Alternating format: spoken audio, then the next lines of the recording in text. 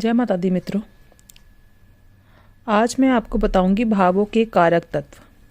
जब भी कोई कुंडली हम बनाते हैं तो उस कुंडली में 12 भाव होते हैं, जिसमें 12 राशियां प्लेस होती हैं, 9 ग्रह होते हैं। हर एक भाव जो है वो अपने बारे में, हमारे रिलेशन के बारे में या फिर हर चीज़ के बारे में कुछ ना कुछ कहता है।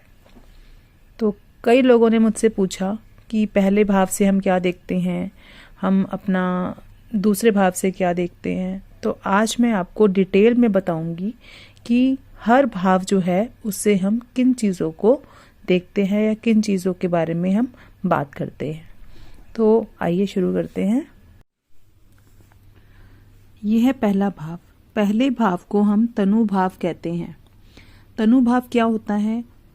ये सारे 12 भावों में सबसे इम्पॉर्टेंट भाव जो होता है वो तनु भाव होता है, जिसमें हम सेल्फ एनालिसिस करते हैं। मतलब अपने बारे में, जिस भी व्यक्ति की कुंडली होती है उसका पहला भाव जो होता है उसको हम तनु भाव कहते हैं, जो कि उसके रंग रूप, कद, उसके शरीर, उसके सिर, उसका यश, उसके निज सुख, मतलब उसकी पर्सनल उसकी पर्सनालिटी के बारे में जो बताता है उसको हम बोलते हैं तनु भाव, यानी कि पहला भाव। दूसरा भाव जो होता है उसको हम बोलते हैं धन भाव। धन भाव या द्वितीय भाव ये भी बोल सकते हैं इसको।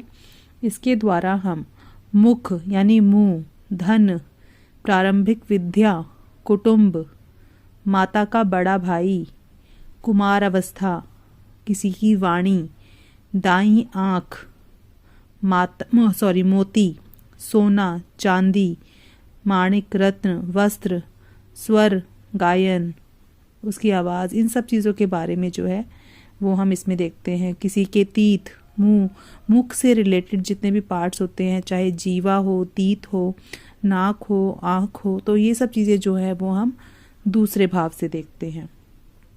तीसरा भाव, जिसे हम तृतीय भाव या फिर पराक्रम भाव कहते हैं, इससे हम दाहिना कान देखते हैं, कंधे देखते हैं, साहस, अपने छोटे भाई बहन को देखते हैं, और ट्विंस जो होते हैं उसको इसी भाव के द्वारा हम देख सकते हैं। सांस की नली जो होती है, छोटी छोटी यात्राएं, और वीरता, किसी के अंदर कितनी ज़्यादा जो है कैपेसिटी है, शूरता वीरता जिसे कहते हैं हम, वायु, यात्रा, आयु, तो पड़ोसी, अगर हमें अपने नेबर को देखना है वो भी हम थर्ड भाव से देखते हैं। लेखन कार्य, जितना भी हमारा जो लेटर्स वगैरह, चिट्ठी वगैरह, धर्म, शौर्य, खांसी, क्षय होना, सांस की बीमारी, ये सारी चीज़ें जो हैं हम वो थर्ड भाव से देखते हैं। चौथा भाव जो होता है वो सुख भाव होता है, जिसे हम मातृ भाव भी कहते हैं, हम चौथा भाव भी कहते हैं, हम सुख भाव भी कहते हैं। तो इसके द्वारा हम जो है माता, अपनी माता, अपना मन में जैसे हमारी जो हम कहते हैं हमारा मन बहुत उदास है, तो वो सब चीज़ें हम चौथे भाव से देखते हैं। जायदाद, इमारतें, छोटा मोटा जो हमें जो वाहन का सुख होता है, भूमि का सुख होता है, तो वो सारी चीज़ें जो हैं वो हम चौथे भाव से देखते हैं। इसके अलावा मानसिक शक्ति, मानसिक जो सुख सुविधाएं, गुप्त धन और कपड़े, मतलब ये सारी चीज़ें, ज़मीन जायदाद, ये हमारी जितनी भी होती हैं, ये सारी चीज़ें जो हैं वो हम चौथे भाव से देखते हैं। पंचम भाव। पंचम भाव जो होता है वो संतान भाव भी कहते हैं, इसे हम विद्या भाव भी कहते हैं, और इसके द्वारा हम जो हैं वो संतान को देखते हैं, पुत्र को देखते हैं, अपने लेडी लव को देखते हैं, जो भी हमारा प्रिय होता है उसको देखते हैं। खेल और के स्थान, स्त्री का जो वाइफ होती है उसके बड़े भाई को हम इसके द्वारा देख सकते हैं, और जो है बड़ी बहन को, इसके बड़ी बहन जो होती है उसके पति को हम इसके द्वारा देख सकते हैं। और बुद्धि, विवेक शक्ति, हमारी जो बुद्धि विवेक शक्ति होती है उसको हम इसके द्वारा देख सकते हैं। कई प्रकार के आर्ट, जो हमारी कलाएं होती हैं उसको हम इसके द्वारा देख सकते हैं। कविता लेखन को इसके द्वारा देख सकते हैं। तो लव मैरिजेस जो हैं वो भी हम इसके द्वारा देखते हैं। तो ये जो है पांचवा भाव है जो हमें इन सब चीज़ों के बारे में बताता है। अगला भाव है छठा भाव। छठे भाव को हम षष्ठ भाव भी कहते हैं, रोग भाव भी कहते हैं, शत्रु का भाव भी हम इसी से देखते हैं, शत्रु को हम इसी से देखते हैं, ऋण भाव भी इसे बोलते हैं। तो जो छठा भाव है वो हमारे शत्रु, रोग, हमारी लाइफ में जो रुकावटें आ रही हैं, प्रॉब्लम्स आ रही हैं, उनको बताता है। साथ ही साथ ये जो है छोटे मामा के बारे में बताता है। और हमारे इस लाइफ में जो बैड इवेंट्स होते हैं, बुरे क्रूर धर्म जो होते हैं, हिंसा होती है, तो उनको भी ये बताता है। युद्ध के बारे में भी ये हमारा जो है वो छठा भाव बताता है। ऋण, घटनाएं, शक, जो शक होता है, शक, आतंक, शारीरिक चोट, शत्रु के अस्त्र से घायल, जैसे कोई इंसान को चोट वगैरह लगती है तो वो भी जो है हम छठे भाव से देखते हैं। दुर्घटनाएं, बैंक, ओवरड्राफ्ट, ये सब चीजें जो हैं वो हम छठे भाव से देखते हैं। इसके बाद आता है हमारा सप्तम भाव। सप्तम भाव को हम जाया भाव भी कहते हैं। ये हमारे लाइफ पार्टनर का भाव होता है, स्पाउस का भाव होता है। इससे हम जो है अपने प्रेम संबंधों को भी देख सकते हैं। गुप्त इंद्रियों के बारे में, इसके बारे में पता लगता है। व्यापार के बारे में पता लगता है इससे। और आपकी मैरिज के बारे में, बिजनेस पार्टनर्स के बारे में, और लेन देन, शयन, पति पत्नी में अनबन, और जो है इन सब चीजों से जो है, इन चीजों को अगर हमें देखना होता है तो इसका विचार हम सातवें भाव से करते हैं। अष्टम भाव को हम मृत्यु भाव भी कहते हैं।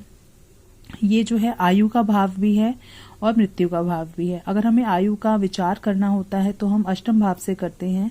साथ ही लाइफ में जो ऊंच नीच आ रही होती है, कई बार जीवन संकट होता है, तो इसके बारे में भी जो है हम अष्टम भाव से ही देखते हैं। और शत्रु द्वारा घायल होना, कुत्ते, सांप, इन सब के द्वारा काटे जाना, युद्ध, कुश्ती, झगड़ा होना, अपशगुन होना, ये सब चीजें जो हैं, भूत प्रेत, छाया, तो ससुराल, इसको जो है अष्टम भाव को ससुराल भी बोला गया है। और इससे गुप्त कार्यों का भी इसको स्थान बोला गया है। विपत्ति और अचानक जो हमें छुपा हुआ धन जो मिलता है, वो भी हम अष्टम भाव से ही उसका विचार करते हैं। तो अष्टम भाव जो है वो हमें कई चीजों के बारे में बताता है, कई गुप्त विद्याओं के बारे में, गुप्त कार्यों के बारे में अष्टम भाव हमें बताता है। इसके बाद आता है नवम भाव। नवम भाव को हम नोवा भाव, भाग्य भाव भी कहते हैं। इसके द्वारा हम जो है अपने देवी सहायता, यानी कि भाग्य, ईश्वर की आस्था को भी देखते हैं। इसके द्वारा हम देवी सहायता, धर्म काम, तप, और उससे भी हायर एजुकेशन, और जो है इन भाई की जो वाइफ होती, छोटे भाई की वाइफ, उसको, और राज के मतलब हमारे स्टेट से रिलेटेड जो काम होते हैं, लंबी यात्राएं, तो गुरु उपासना, शुभ कार्य, हमारे अंदर कितनी सहानुभूति है, मानसिक वृत्ति, तो ये सब चीजें जो है वो हम अपने नवम भाव से देखते हैं। तो इन सब चीजों का विचार जो है वो नवम भाव से होता है। और अगर हमें दशम भाव को अगर हमें देखना होता है तो उसमें हम देखते हैं कर्म भाव। दशम भाव को हम कर्म भाव भी कहते हैं। कई लोग इसे पिता का घर भी कहते हैं, और पिता के लिए भी हम इसको देखते हैं कई बार। और ये क्योंकि जो है इससे हम अपने राज्य मुद्रा, गवर्नमेंट जॉब को देखते हैं। गवर्नमेंट से अगर सरकार से हमें कोई किसी भी प्रकार की सहायता मिल रही होती है तो उसका संबंध किसी न कहीं 10वें भाव से होता है। इससे हम यश, घुटनों, सास, छोटे भाई बहन की आयु, और जो मतलब गवर्नमेंट से रिलेटेड लोकसभा, राज्यसभा, इसमें अगर हम मेंबरशिप के बारे में भी सोचते हैं तो वो भी हमें 10वां भाव ही बताता है।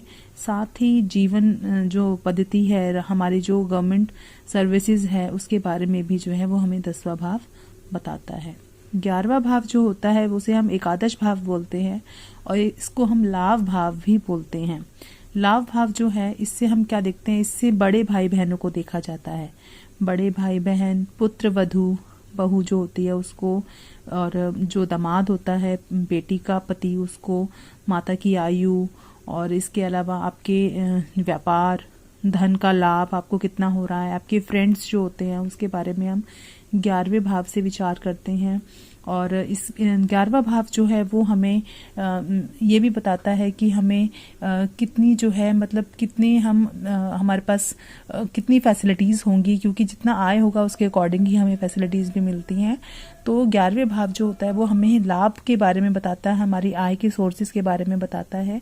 और 12वां भाव जो होता है वो व्यय भाव होता है, जिससे हम अपने खर्चों को देखते हैं। ये जो है खाली इसी चीज़ का व्यय नहीं बताता कि हमारे कितने खर्चे हो रहे हैं, साथ ही साथ ये हमें हानि, हमें कितना नुकसान हो रहा है, साथ ही फिजूल खर्ची, स्वर्ग मोक्ष का जो भाव होता है वो भी 12वां भाव माना जाता है।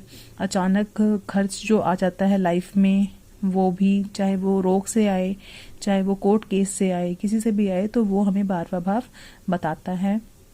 इसके अलावा ये जो है हमें उधार लेना, उधार देना, ऋण के बारे में भी जो है वो हमें द्वादश भाव से ही पता लगता है, जिसे हम व्यय भाव कहते हैं। तो इस तरह हमने आज भावों के कारक तत्व को बहुत अच्छे से डिटेल में पढ़ा और जाना कि कौन सा भाव जो है वो किस चीज़ से रिलेट करता है। किसी भी कुंडली को पढ़ने के लिए हमें भावों का और भावों के कारक तत्व का जानना बहुत ज़रूरी है। तो आज की वीडियो आपको कैसे लगी, इसके बारे में मुझे कमेंट बॉक्स में ज़रूर बताइएगा। और अगर आपने अभी तक मेरी वीडियो को लाइक नहीं किया तो प्लीज़ इसे लाइक एंड शेयर करना ना भूलिए, और साथ ही मेरे चैनल को सब्सक्राइब ज़रूर कीजिए। तब तक के लिए धन्यवाद।